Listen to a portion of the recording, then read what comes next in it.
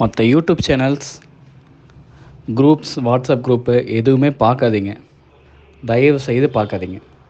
நாம் ஏன்னா 100% pay out கொடுக்க போகிறது உறுதி. அதில் எந்த மாற்றமும் கிடையாது.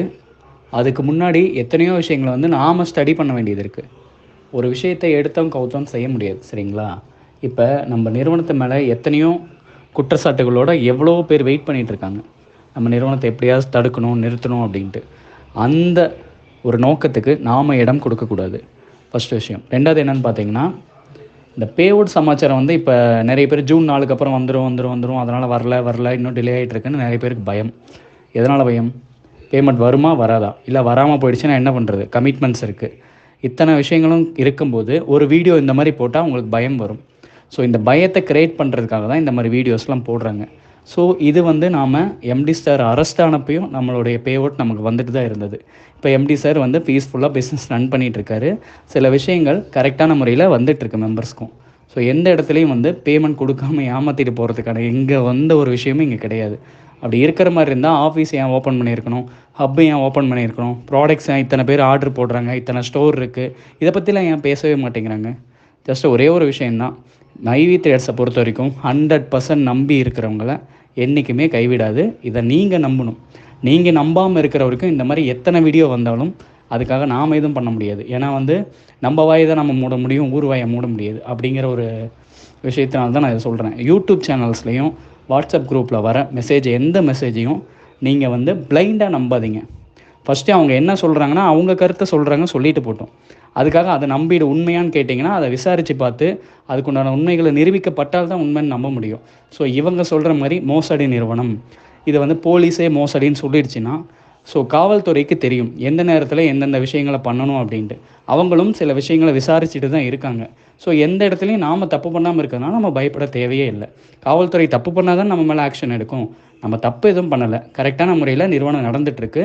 அதுக்குண்டான இதுக்கு தான் போயிட்டுருக்கு. இன்னொரு விஷயம் என்னென்னா, ஓஎம்க்கு எதுக்காக நம்ம பேமெண்ட் போடணும்? இப்போ 1000 ஸ்டோருக்கு மேலே இருக்குது. இந்த 1000 ஸ்டோருக்கும் பார்த்திங்கன்னா இப்போ 10,000 போட்டிருக்காங்க. பேமெண்ட் சுருட்டிட்டு ஓடணும்னு நினச்ச கம்பெனியாக இருந்தால் எதுக்காக ஸ்டோர்ஸ்க்கெலாம் நம்ம காசு கொடுக்கணும்? அது ஸ்டோரோட கமிஷன் அமௌண்ட், ஓகேங்களா? ஸ்டோர் எடுத்தவங்களுக்கு தெரியும் எதுக்காக இதை நமக்கு போடணும். எப்பயுமே ஒரு விஷயம் புரிஞ்சுக்குங்க, நிறுவனத்திட்ட காசு இல்லாமையோ காசை சுருட்டிட்டு ஓடணுங்கிற எந்த ஒரு நோக்கமும் கிடையவே கிடையாது. அப்படி இருந்திருந்தால் இப்போ நம்ம ஆஃபர் தான் கொடுத்துருக்கணும்.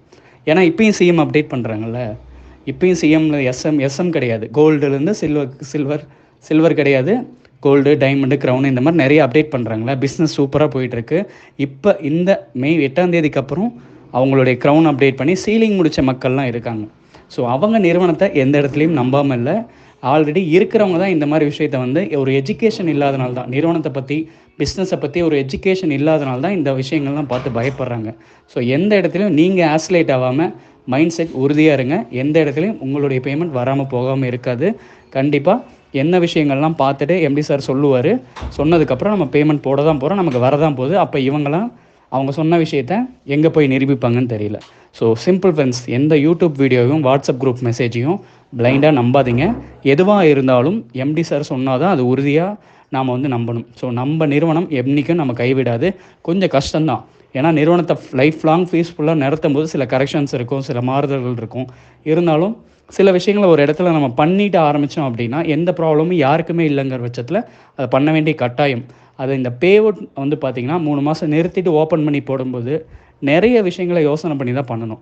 இப்போ எல்லாருக்கும் ஒரே டைமில் இப்போ கூகுள் பேலேயே ஒரு நாளைக்கு 1,00,000 தான் லிமிட். அதுக்கப்புறம் நம்மளால் யாராலையும் அந்த கூகுள் பேயில் டிரான்சாக்ஷன் பண்ண முடியாது. ஸோ இந்த மாதிரி இருக்கிற பட்சத்தில் பே அவுட் கொடுக்குற விஷயத்துலையும் அந்த டிரான்சாக்ஷன் லிமிட்னு ஒன்று இருக்கும். ஸோ ஓஎம் வெளியில் போயிட்டாங்க, இப்போ பே அவுட் கொடுத்தாச்சு, அவங்க பே அவுட்டும் எடுத்துட்டாங்க. அடுத்து அவங்க பிஎம் அப்டேட் பண்ணிவிட்டு பே அவுட் எடுத்துக்கலாம் அடுத்த பேமெண்ட்டு. இப்போ பிஎம்மும் ஆல்ரெடி பே அவுட் கொடுத்துட்டாங்க, விட்ரா கொடுத்துட்டாங்க. இப்போ இந்த வாரத்தை எண்டுக்குள்ளே அவங்களுக்கு பே அவுட் வந்துடும். அவங்களும் அடுத்த 30 days வரைக்கும் விட்ரா போட மாட்டாங்க. ஸோ அடுத்தடுத்த மெம்பர்ஸ்க்கு எப்படி போடலாம், இல்லை 2 மெம்பருக்கு ஒட்டுக்கா போடலாமா, 4 மெம்பருக்கு ஒட்டுக்கா போடலாமா, இந்த மாதிரி நிறைய விஷயங்கள் டிஸ்கஷனில் இருக்குது. அது டிஸ்கஷன் பண்ணிவிட்டு சொல்ல தான் போகிறது. ஜூன் இறுதிக்குள்ளார நம்ம விட்ரா ப்ராசஸ் பண்ண தான் போகிறோம். ஸோ எந்த இடத்துலையும் யாரும் பயப்படாதீங்க. உங்கள் டவுன்லையர்ஸ் உங்கள் டவுன்லைன்ஸ் யாராவது பயப்பட்டாங்க அப்படின்னா தாராளமாக அவங்களுக்கு கைட் பண்ணுங்கள். நீங்கள் கைட் பண்ண நீங்களே ஆசிலேட் ஆகாதீங்க எந்த இடத்துலையும்.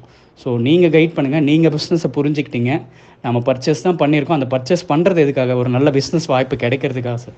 ஸோ அந்த விஷயத்தில் எல்லாத்தையுமே மனசில் வச்சு தைரியமாக பிஸ்னஸ் பண்ணுங்கள், தைரியமாக இருங்க. எல்லாரோட ஒரு எதிர்பார்ப்பும் கண்டிப்பாக நல்ல விஷயமா முடியும். இது கண்டிப்பாக உறுதியளிக்கிறேன் நான்.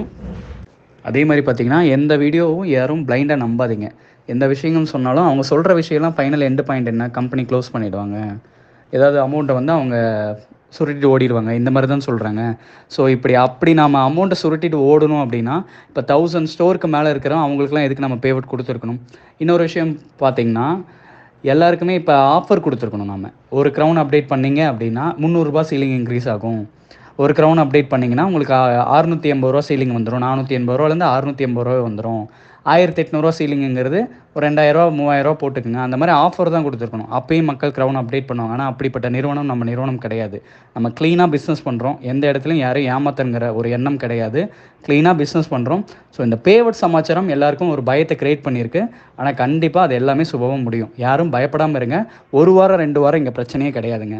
சரிங்களா? லைஃப் டைமுக்கும் நமக்கு இன்கம் கிடைக்கணும் அப்படின்னா சில கரெக்ஷன்ஸை நம்ம அக்செப்ட் பண்ணி தான் ஆகணும். அந்த மாதிரி விஷயங்கள் தான் இப்போ போயிட்டுருக்கு. ஸோ யாரும் பயப்படாதீங்க, கிளாரிட்டியாக இருங்க, பிஸ்னஸ் பண்ணுங்கள், ஆஃபீஸ் விசிட் பண்ணுங்கள். இதுக்காக தான் நான் ரெகுலராக சொல்கிறேன். ஆஃபீஸ் வந்து வாரத்துக்கு ஒரு தாட்டியாக விசிட் பண்ணி நிறுவனத்தை பற்றியும் இந்த பிஸ்னஸை பற்றியும் எஜுகேட் ஆகுங்க.